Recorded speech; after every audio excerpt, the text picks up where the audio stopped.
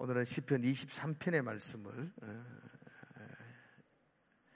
같이 보겠습니다. 시편 23편입니다. 제가 먼저 1절을 읽습니다. 여호와는 나의 목자시니 내게 부족함이 없으리로다. 그가 나를 푸른 풀밭에 누이시며 쉴만한 물가로 인도하시는도다.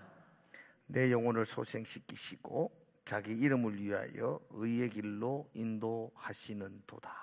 내가 사망의 음침한 골짜기로 다닐지라도 해를 두려워하지 않을 것은 주께서 나와 함께 하심이라. 주의 지팡이와 막대기가 나를 안위하시나이다. 주께서 내 원수의 목전에서 내게 상을 차려주시고 기름을 내 머리에 부으셨으니 내 잔이 넘치나이다. 내 평생의 선하심과 인자하심이 반드시 나를 따르리니 내가 여호와의 집에 영원히 살리로다. 아멘. 우리 인사합시다. 오늘 인사는 오늘 제목으로 인사하겠습니다. 여호와는 나의 목자이십니다. 시작. 여호와는 나의 목자이십니다. 아멘. 여호와는 나의 목자이십니다. 너무 식상하죠. 너무 많이 들어가지고 그런데도 오늘 정말 하나님께서 이 본문을 통해서 말씀하시는 그 은혜가, 주시는 은혜가 클 줄로 믿습니다. 너무나 식상한 말씀 같지만 여호와는 나의 목자시니 내게 부족함이 없습니다. 이 말이 우리 신앙의 전부인 것 같습니다. 이거보다 더 필요한 건 없습니다.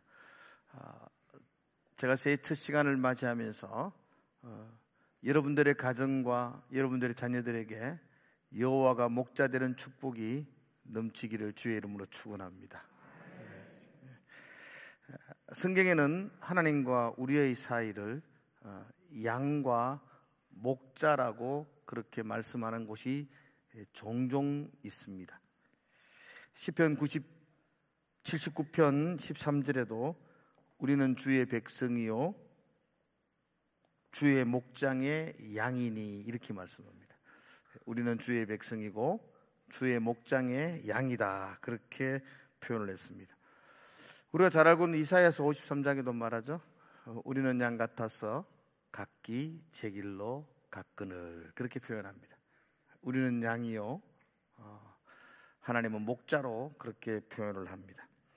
예수님도 요한복음 10장에서 나는 선한 목자라, 나는 선한 목자라, 양들을 위하여 목숨을 버린다 그렇게 표현하시면서 하나님이 목자 되심, 그리고 우리가 양임을 나타냅니다.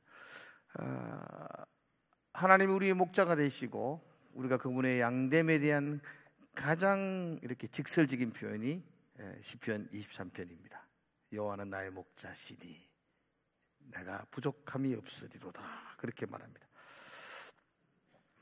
저는 간혹 그런 생각해 봅니다. 왜 성경은 우리를 양으로 표현할까? 좀 거창한 거 있잖아요. 독수리니 이러면 좀 좋잖아요.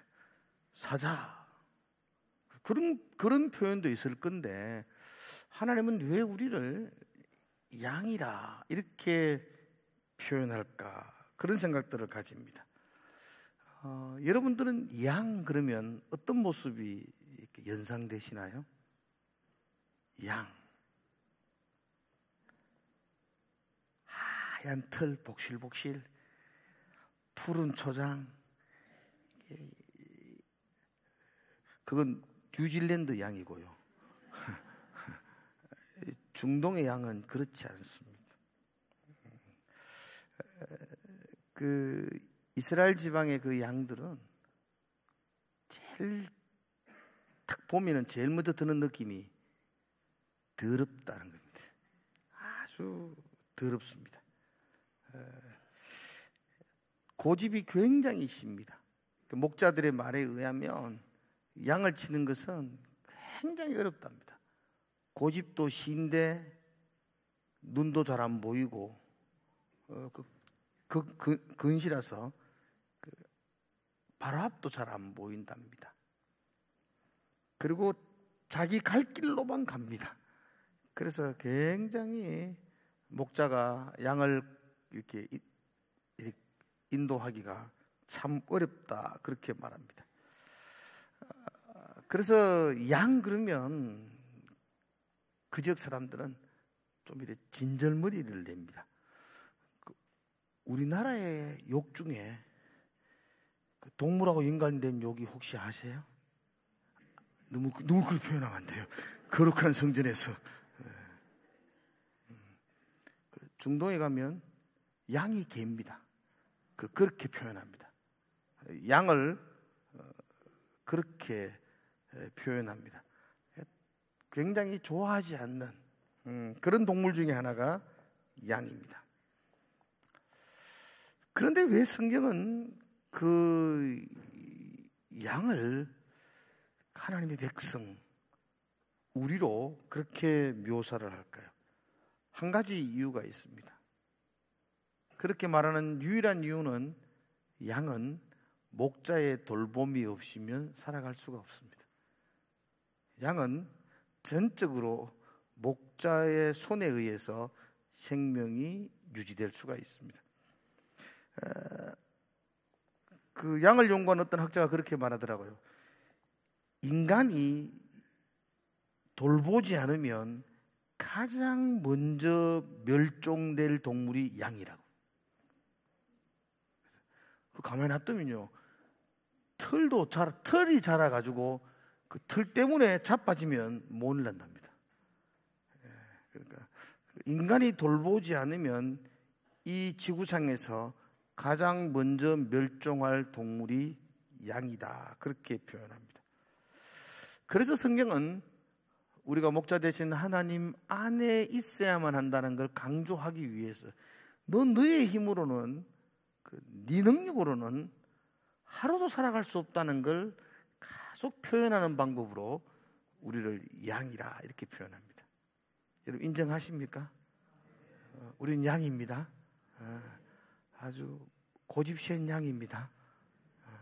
뭐 잘날 거 없고 우리 모두는 고집센 양들입니다. 그래서 절대적으로 목자를 의지해야만 살아갈 수가 있습니다. 그러므로 여러분들이 2025년도를 맞이하면서 나는 하나님만을 의지하겠습니다. 하나님께 전적으로 순종하겠습니다. 그런 고백을 드리는 그런 시간이 되기를 축복합니다. 한번 고백합시다. 나는 하나님만 의지합니다. 나는 하나님께 전적으로 순종합니다. 여러분 시편 23편을 좋아하시나요? 외우시나요? 자, 한번 외워보겠습니다. 준비. 눈을 감으시고 이렇게. 이 시를 외울 때는 지그시 눈을 감고 해야 됩니다. 제가 이렇게 한번 외우고 이렇게 하자는 것은, 시라는 것은 군더더기가 필요 없습니다. 해석을 붙이면 시의 본래의 그 뜻이 퇴색되어집니다. 그냥 시편 23편은 한번 쭉 묵상하고 오늘 설교를 끝내야 되는 것 같습니다. 자, 다시 시작, 같이 해볼까요? 시작. 여호와는 나의 목자시니 내가 부족함이 없으리라. 그가 나를 푸른 초장에 이시고 쉴 만한 물가로 인도하시는 내 영혼을 소생시키시고 자기 이름을 위하여 의의 길로 인도하시고 내가 사망의 음침한 골짜기로 다닐지 해를 두려워하시고 주의 지팡이와 막대기가 나를 안위하시 내 원수의 목전에서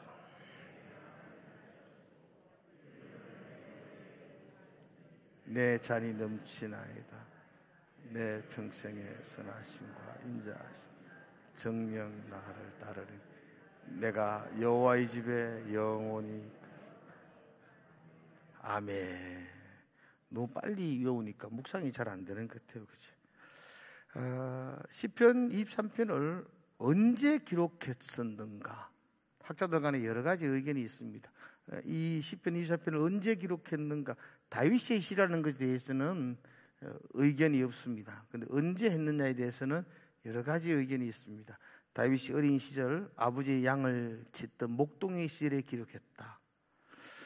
청년의 시절 그 사울의 칼날에 쫓기고 도망하는 그런 사망의 음침한 골짜기로 다녔을 그때 기록한 시다.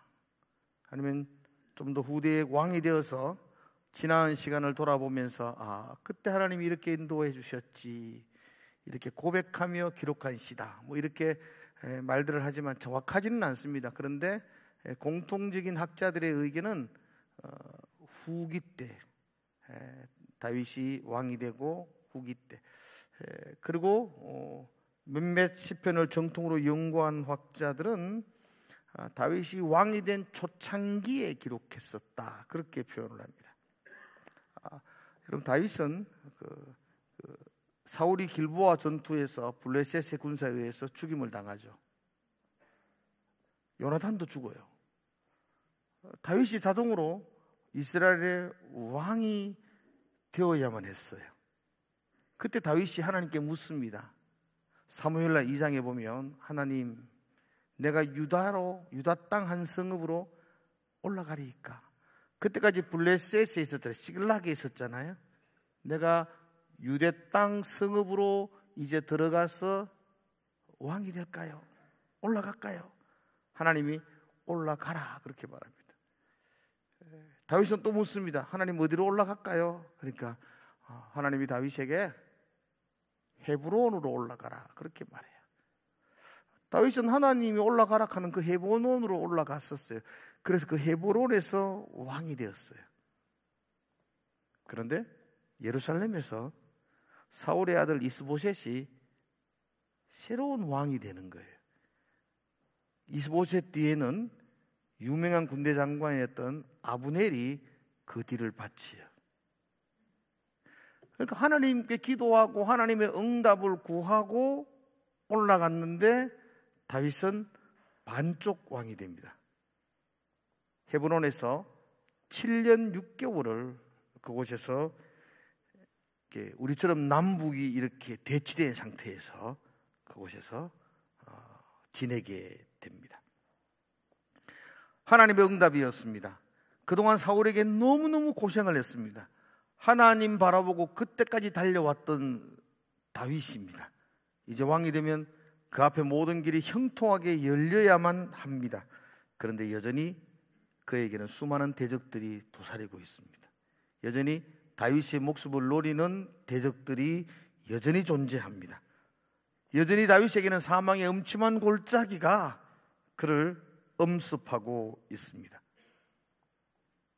그런데 그때 다윗이 외칩니다. 여호와는 나의 목자시니 내가 부족함이 없으리로다. 부족함이 없는 게 아니었어요. 왜 부족함이 없습니까? 온전한 왕이 되고 싶기도 하고,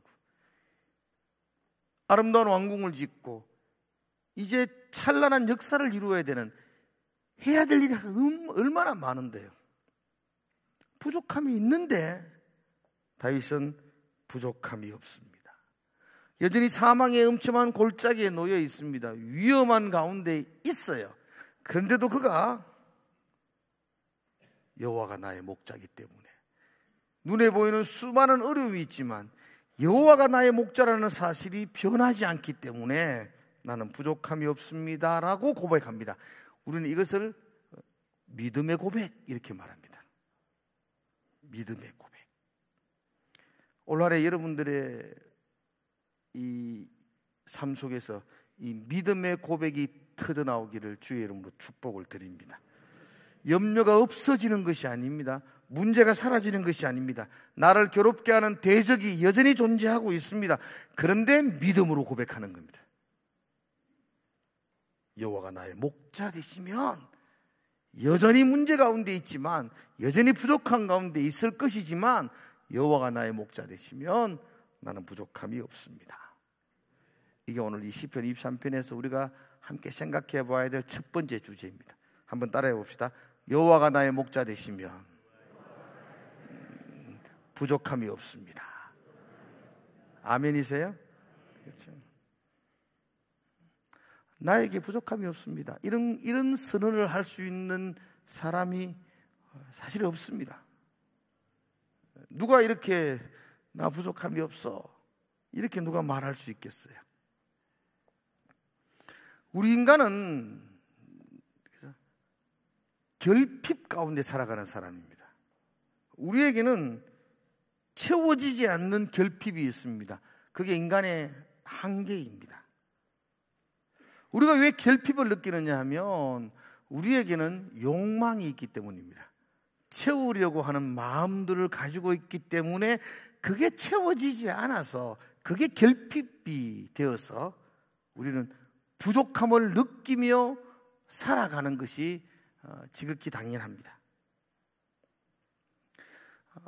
우리 속에 있는 욕망의 바다는 천하를 넣어도 차지 않습니다. 그렇죠? 돈에 대한 욕망은요, 빌 게이츠도 만족이 없습니다. 세계에서 역사상, 지금 인류 역사상 다 통틀어서 이때까지 가장 큰 부자가 누구였는가?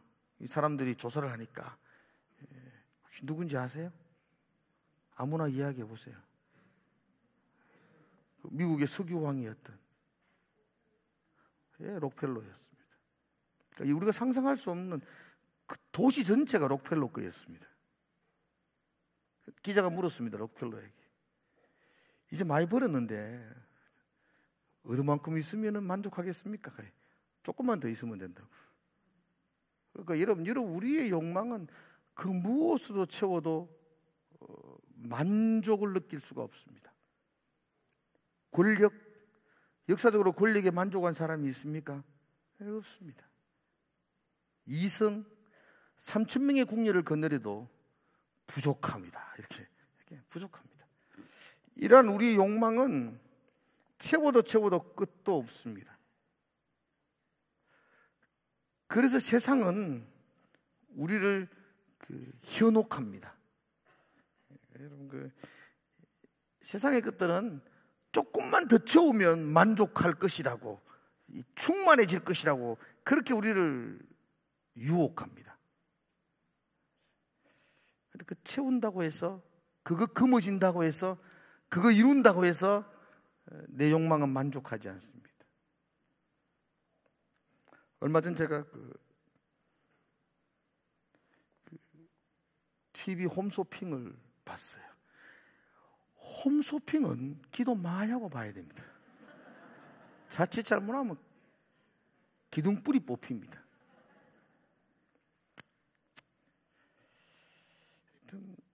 홈쇼핑을 딱 하는데 그때 마침 여행 상품을 팔고 있어요. 롯데관광에서 여행 상품을 파는데, 우와, 유럽 종교계획지 10일 동안. 내가 유럽은 전 늘 동남아시아만 갔지 유럽은 한 번도 못 가봤어요. 근데 유럽 종교계획지 5성급 호텔. 5성급 호텔은 좋은 호텔입니다. 그런데 더 깜짝 놀라는 것은 13시간 비행기를 타고 가는데 비즈니스석으로 간대요. 이코노미 힘들어요. 제가 아프리카 안 가려고 하는 이유도 이코노미 때문에 안 가요. 13시간. 여러분 13시간 앉아있어 보십시오. 요만한 데 앉아있어 보십시오. 근데 그 비즈니스석 다리 쭉 뒤로 확 제끼고 그 비즈니스석은 그 음식도 다르대요. 저는 한 번도 못 타봐서 모르겠는데 다르대요. 그렇게 해서 10일 동안 유럽을 간다잖아. 가고 싶어요, 안 가고 싶어요? 나도 가고 싶어요. 그래서 제가 가고 싶었어요. 그래서 제가 얼마 하느냐, 이제 돈 이야기를 안 해요. 계속 음식 이야기해요. 음식 계속 이야기 안 하고 막 계속 경치 보여주고 막 비행기 눕는 거 보여주고 막 비행기 안에서 먹는 식사 보여주고 막 한 달이나 죽겠어요. 지금 몸은 벌써 유럽에 가 있어요. 가야 되는데 빨리 대충 얼마 정도 할겠노? 막 대충 이렇게 막 난 상상이 안 가니까 유럽 가면 얼마 정도 하지? 비즈니스 가면 비즈니스는 난 가격을 모르니까 얼마인지 모르겠어요. 그래 근데 막 계속 보고서 마지막 순간에 요금을 이야기하더라고요. 1인당 1,000,000원이 돼. 내가 각계산 가게서 나를 왜 쫀쫀하게 봅니까? 마음 한구석에 1,000,000원 빚내지 뭐 에라이 함대지 뭐 매월 갚지 뭐. 내가 그래서 막 1,000,000원 갈 때 처음에는 이랬다가도 그게 막 할 수 있다 마음속에서 할 수 있다 가면 된다 뭐 이런 마음이 막 드는데 우리 아들이 옆에 있다가 저를 봐서 우리 인혁이 옆에 보지만 하루에 100,000원은 과하지 않아요 이러고 딱 갚더라고요. 그래서 접었습니다. 성령의 음성을 듣고 제가 채널을 돌렸습니다. 이런 말인데 제가 그러면 그 돈을 들여서라도 갔다 왔다 그러면 이 마음속에는 욕망이 풀릴까요? 아닙니다. 다음에 또 가고 싶습니다. 그렇게 풀리지 않습니다. 우리 속에는 결핍이 있습니다. 그리고 내 속에 있는 그 욕망은 그 무엇으로도 채울 수 없습니다. 내게 있는 욕망이잖아요. 내게 있는 것으로는 채워지지 않습니다. 내 밖에서 뭔가 들어와야 채워집니다. 내 밖에 있는 전능하신 여호와 하나님이 부어줘야 채워집니다. 그러므로 여러분 우리 속에 있는 욕망은 하나님만으로 채울 수 있습니다. 하나님만으로 채울 수밖에 없습니다.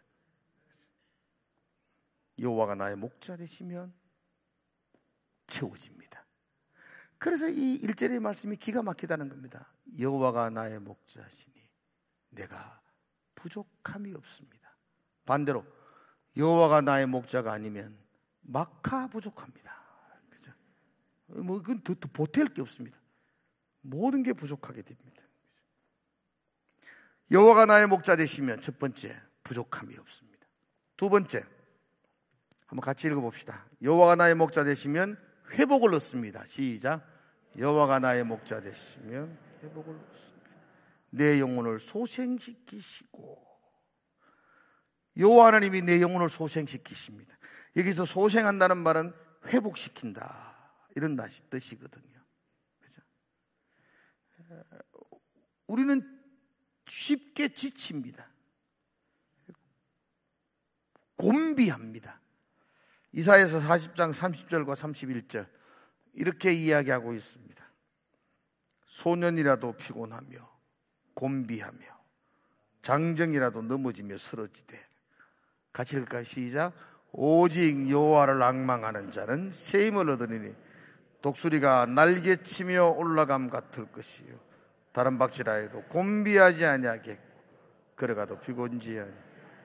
예, 우리는 넘어집니다. 소년이라도 장정이라도 소년은 안 지칩니다. 그래도 우리는 지치게 됩니다. 그런데 여호와를 앙망하는 자는 새 힘을 얻습니다. 독수리가 날개치며 올라감 같은 새 힘을 얻습니다. 여호와 하나님으로 말미암아 곤비하지 않는 새 힘을 얻습니다. 우리의 영혼의 회복은 하나님에게 있습니다. 여호와는 나의 영혼을 회복시키시는 분이십니다. 말씀을 통해서 회복시켜 주십니다. 여호와 하나님은 예배를 통해서 회복시켜 주십니다. 여호와 하나님은 우리에게 기도를 통해서 우리의 영혼을 회복시켜 주시는 줄로 믿습니다. 유럽 비즈니스 거래가 회복되는 게 아니고요. 주의 은혜가 임할 때에 우리는 회복되는 줄로 믿습니다. 내 영혼을 회복시키는 분은 여호와 하나님이십니다. 예전에 우리가 즐겨 불렀던 그 CCM 찬송 중에 그런 찬송이 있는데 혹시 아세요? 힘들고 지쳐 낭망하며 쓰러져 일어날 일 전혀 없을 때 조용히 다가와 손잡아 주시며 나에게 말씀하시네. 나에게 실망하며 내 자신이 연약해 고통 속에 눈물 흘릴 때에 못자국 난 그 손길 눈물 닦아주시며 나에게 말씀하시네. 같이 해볼까요? 너는 내 아들이라 오늘날 내가 너를 낳도다. 너는 내 아들이라 나의 사랑하는 내 아들이라. 아멘. 내 영혼을 소생시키시는 분은 하나님이심을 믿습니다. 4절의 말씀 보시면 이렇게 되어 있죠. 내가 사망의 음침한 골짜기로 다닐지라도 해를 두려워하지 않을 것은 주께서 나와 함께 하십니다. 한 마리 양이 좀 전에 말씀드렸죠. 양은 아주 앞이 잘 안 보이죠. 근시죠. 그래서 종종 구덩이에 푹 이렇게 빠진답니다. 근데 양의 특징 중에 하나가 또 양이 겁이 그렇게 많대요. 야, 그렇게 혼자 푹 빠지면은 막 앵앵 울고 막 발부둥 치면은 목자가 딱 저기 하나 빠졌구나 이렇게 건지내는데 씩 지나갈 때 빠지고 나면 지가 겁이 나가지고 노랗게 사색이 된대요. 그리고 가만히 있는데요. 그 지나가 버리고 없는 거죠. 나중에 가서 보니까 양이 찾아오는 거죠. 목자가 찾아오면요, 이게 완전히 그냥 죽을 정도로 겁에 질려가지고 있대요. 그 구덩이에서 꺼내면은 이렇게 걷지도 못한답니다. 양이 목자들이 하는 이야기고. 그래서 여러분 달력그림에 보면 목자가 양을 이렇게 어깨에 메고 이렇게 오잖아요. 그게 그렇게 오는 겁니다. 잃어버린 양을 찾았을 때 가자. 집에 있는 개들은 가자 하면 할렐레 막 따라오는데 겁이 나가 양은 발을 못 뛴대요. 그래서 이걸 어깨에 메고 집으로 돌아오는 거죠. 어깨에 메고 집으로 돌아온다 이 뜻이 소생시키신다 이렇게 뜻이에요. 소생시키신다. 하나님 우리를 회복시키는 분이십니다. 그분은 나의 목자이시며 나를 찾아오십니다. 그리고 나와 함께 하십니다. 나를 소생시키십니다. 하나님이 나의 목자가 되시면 내 영혼이 회복되는 줄로 믿습니다. 두 가지 말씀드렸습니다. 여호와가 목자 되시면 부족함이 없습니다. 두 번째, 여호와가 목자 되시면 회복을 얻습니다. 세 번째입니다. 여호와가 나의 목자 되시면 축복의 주인공이 됩니다. 자, 따라 시작. 여호와가 나의 목자 되시면 축복의 주인공이 됩니다. 아멘. 5절에 보면 이렇게 되어 있죠. 주께서 내 원수의 목전에서 내게 상을 차려주시고 기름을 내 머리에 부으셨으니 내 잔이 넘치나이다. 아, 멋있죠? 내 잔이 깔랑깔랑하나이다 이게 아니고 내 잔이 넘치나이다. 콜라를 확 따르면 푹 넘쳐나는 것처럼 내 잔이 부글부글 넘치나이다. 내 잔이 메말라 바닥이 드러납니다. 아니고 내 잔이 넘치나이다. 2025년도 여러분의 인생에 하나님의 은혜가 넘치기를 축복합니다. 사랑이 넘치기를 축복합니다.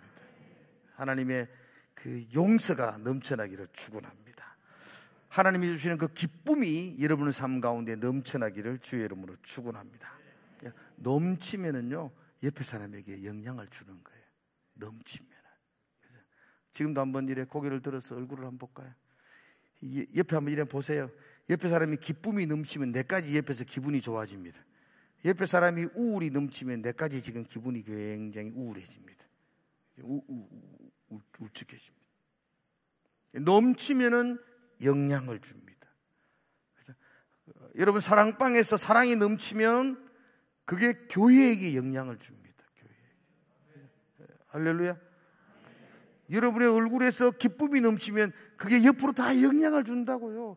그래서 교회 올 때는 좀 예쁘게 하셔가지고 우거지 상 다 버리시고 오셔야 돼요.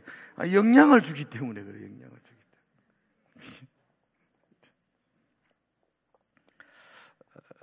여호와가 나의 목자 되시면 흘러 넘칩니다. 여호와가 목자가 되셔서 흘러 넘치는 축복의 주인공이 되시기를 주의 이름으로 축원합니다. 5절의 말씀을 한 번 더 여러분 보세요. 5절 1절에서 쭉 우리가 읽다가 5절에 탁 넘어오면요, 주께서 내 원수의 목전에서 내게 상을 차려주시고 기름을 내 머리에 부으셨으니 내 잔이 넘치네.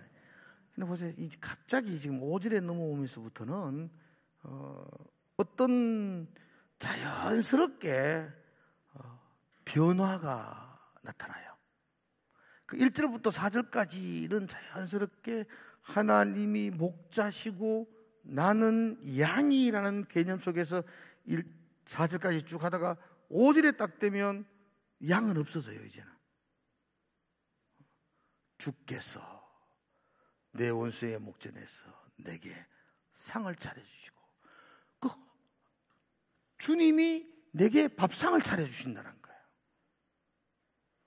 이 말은 집주인과 손님 이런 개념으로 바뀌었어요. 그래서 시편 23편의 시작은 우리는 양으로 시작했는데 5절에 넘어가면 우리가 하나님의 집에 손님이 되어져 있습니다. 여러분, 그 손님, 우리가 생각하는 손님하고 좀 개념, 손님인데 왜 그 상을 차려주시나? 예, 우리도 손님 오면 밥상 차리고 그래 하지 않습니까? 그런데 고대 중동에서는 손님을 대하는 게 우리가 상상하는 것 이상입니다. 창세기 18장에 보면 아브라함이 마므레 상수리 숲을 근처 숙소의 장막에서 해가 내리쬐이는 곳에서 이렇게 쉬고 있다가 세 사람이 이렇게 지나가는 걸 보고, 자기 집에 온 것도 아니에요. 세 사람이 멀찍이 지나가는 것 보고 그 아브라함이, 그때 아브라함의 나이가 99세였어요. 100세가 다 되는 노인인 아브라함이 그 세 사람에게 달려가 가지고 그 발 앞에 무릎을 꿇고 우리 집에 오셔서 발도 좀 씻고 물도 좀 마시고 그렇게 머물렀다가 가시면 좋겠다고, 제발 우리 집에 좀 가자고. 이게 좀 이상하지 않나요? 그래서 그가 집에 오니까 부엌에 뛰어가서 아내에게 말하면서 뭘 잡아라 그랬어요? 한우. 그건 한우 아닌가요? 아주 2+로 잡아라. 가장 살찐 것으로. 여러분 집에 손님 오는데 그렇게 송아지를 잡았어. 그렇게 극진히 대접합니다. 이게 이제 고대 중동에서 손님을 맞이할 때, 오늘 다 설명할 수는 없고, 고대 그 유목민들은 그렇게 대접을 해야 돼요. 보복이 있고, 그래서 아주 손님 대접을 극진히 합니다.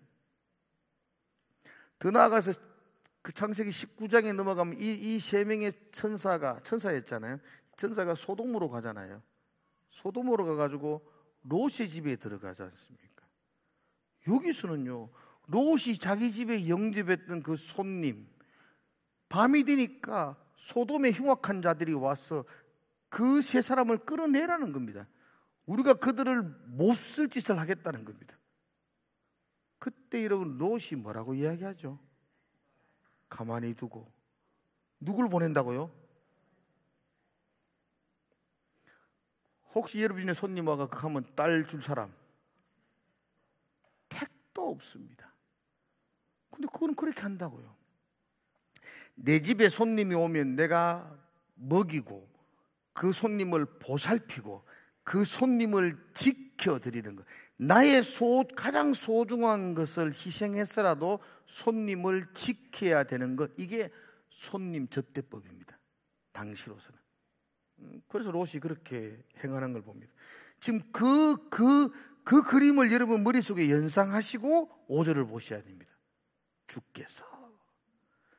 주님이 나를 손님으로 봅니다. 그래서 내게 근한 잔치상을 차려주십니다. 그리고 내 머리에 기름을 부어주십니다. 향유옥합을 깨뜨려서 발을 씻겼던 그 여인의 심정으로 그 주인은 그 손님을 존귀하게 그 머리에 기름 부어서 존귀케 해줍니다. 그리고 그의 잔에 넘치도록, 쫀쫀하게 붓는 게 아니고 넘치도록, 잔이 넘치도록 그에게 부어주고 있습니다. 정말 제일 중요한 것은, 5절에 제일 중요한 것은 주께서 내 원수의 목전에서, 원수가 보는 앞에서. 이게 무슨 의미인가요? 그 전까지 다윗은 원수들이 날선 시퍼런 칼을 들고 사망의 음침한 골짜기로 달려와서 그의 목숨을 끊으려고 혈안이 되어서 있었습니다. 원수들이 그를 쫓아오고 있었습니다. 그런데 이제는 주께서 나를 손님으로 맞이하심으로 나를 지켜주시고 붙들어 주시고, 원수 앞에서 너 이제 건들지 마, 내 손님이야, 건들면 안 돼. 손님이 오면 자기의 가장 소중한 것을 희생했으라도 지키는 것이 손님 접대법이잖아요. 주님은 힘이 있으니까 원수를 보는 앞에서 상을 차려주시면서 앞으로 이 사람은 내 손님이니까 네가 다시는 위협할 수 없어. 내가 보호한다, 내가 지켜준다, 내가 함께한다. 그렇게 지금 5절에서 선언해 주시는 겁니다. 주님은 나를 손님으로 영접해 주시고 그 안에서 내가 넘쳐나는 축복을 받을 것이다. 지금 그렇게 말씀하고 있습니다. 하나님이 주인이 되시면요, 원수들은 더 이상 이제 괴롭힐 수가 없습니다. 여호와께서 나의 목자가 되시면 모든 고난은 끝이 납니다. 여호와께서 목자가 되시면 이제 흘러넘치는 축복의 주인공이 됩니다. 6절의 말씀, 내 평생의 선하심과 인자하심이 반드시 나를 따르리니. 내 평생의 선하심과 인자하심이 반드시 나를 따르리니. 여기서 선하시다, 이 선하다는 말을 토부 이렇게 말합니다. 토부. 인자하다는 말을 헤세드라고 말합니다. 토부. 토부란 말은요, 창세기에서 하나님이 천지 창조를 다 하시고 난 다음에 하나님이 참 좋았더라, 좋았더라. 토부, 좋았다. 하나님 참 좋다, 보기에 너무 좋다. 인자하심과 선하심이 나를 따른다. 이게 여러분 얼마나 멋있는 표현인가요? 그동안 다윗은 누가 따라왔어요? 원수들이 따라왔습니다. 시퍼런 칼을 들고 따라왔습니다. 사망의 음침한 골짜기가 따라왔습니다. 그런데 이제는 여호와의 선하심과 인자하심이 나를 따라올 것이다. 이제는 나를 괴롭혔던 모든 사망의 음침한 골짜기는 종지부를 찍고 하나님의 토부하심, 그 선하심과 그 인자하심이 나와 함께할 것이다. 새해에는 이런 기도 드리시기를 바랍니다. 여호와의 선하심과 인자하심이 나와 함께하기를 기도하시기를 축복합니다. 그리고 마지막에는 이렇게 끝이 맺습니다. 내가 여호와의 집에 영원히 살리로다. 한번 따라합시다. 영원히 살리로다. 보세요. 영원히 산다는 건 뭐가 된다는 거예요? 그러면은 가족이 되는 거예요. 가족이 돼요. 보세요. 시편 23편은 양으로 시작했습니다. 양의 이미지는 좋지 않습니다. 고집불통이 목이 곧은 사람이었습니다. 우리였습니다. 우리는 목이 곧은 백성이었습니다. 고집불통이었습니다. 각기 제 길로 갔던 존재들이었습니다. 그런데 그런 양을 하나님은 손님으로 인정해 주셔서 모든 대적들을 막으시고 이제는 여호와의 선하심과 인자하심이 정녕 나를 반드시 따라가 영원히 여호와의 집에 가는 하나님의 자녀가 되었습니다. 이게 우리에게 주시는 축복입니다.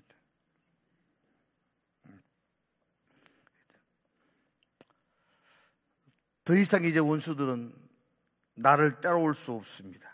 이제는 주의 선하심과 인자하심이 나와 함께하는 줄로 믿습니다. 한 해 동안 이 놀라운 축복이 고집불통인 양에게서 머무는 것이 아니고 여호와의 가족, 여호와의 집에 영원히 거하는 하나님의 자녀의 축복, 하나님의 인자하심과 선하심과 함께 동행하는 그 축복을 기대하시고 또 갈망하시고 기도하시기를 축원합니다. 마지막으로 한 가지만 더 이야기하고 마칩시다. 제가 설교를 시작할 때 이런 말을 드렸습니다.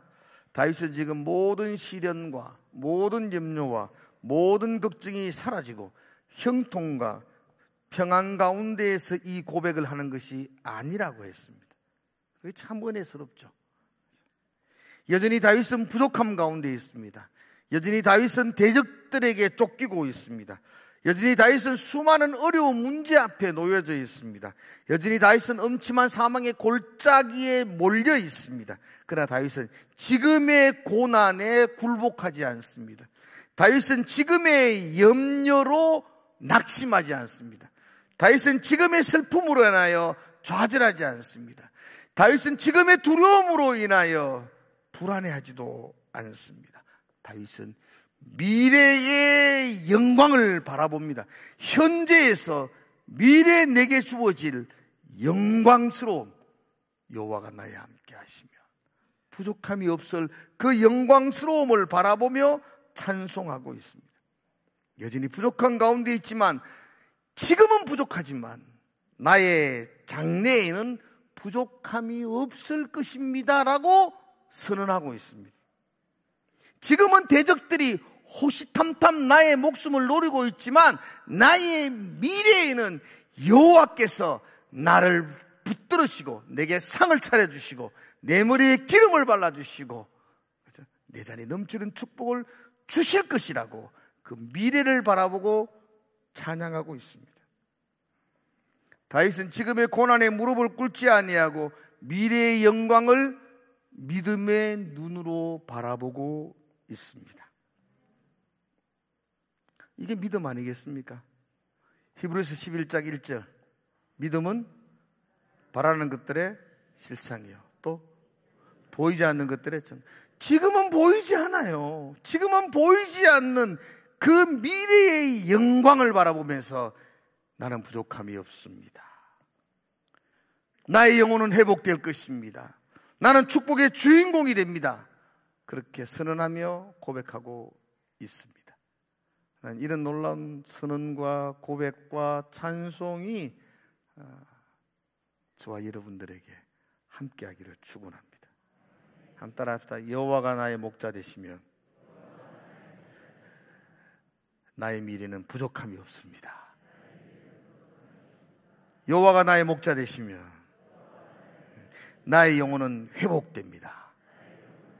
여호와가 나의 목자 되시며 나는 축복의 주인공이 됩니다.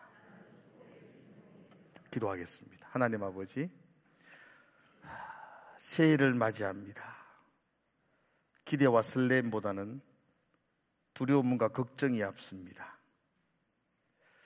어떻게 될지, 이 정치가 어디로 흘러가고 있는지, 물가가 어떻게 될 것인지, 사람들은 내년에 더 경제가 어려워질 것이라고 말들을 합니다.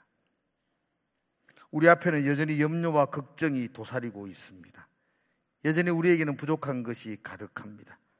그러나 우리는 미래를 바라보면서 나의 장래의 하나님을 바라보면서 오늘 선언하며 찬송합니다. 여호와가 나의 목자이시기에 나는 부족함이 없습니다. 여호와가 나의 목자이시기에 내 영혼은 회복될 것입니다. 여호와가 나의 목자이시기에 내가 축복의 주인공이 될 줄로 믿습니다.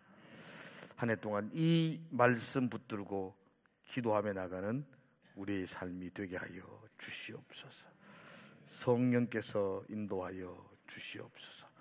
예수님 이름으로 기도드리옵나이다.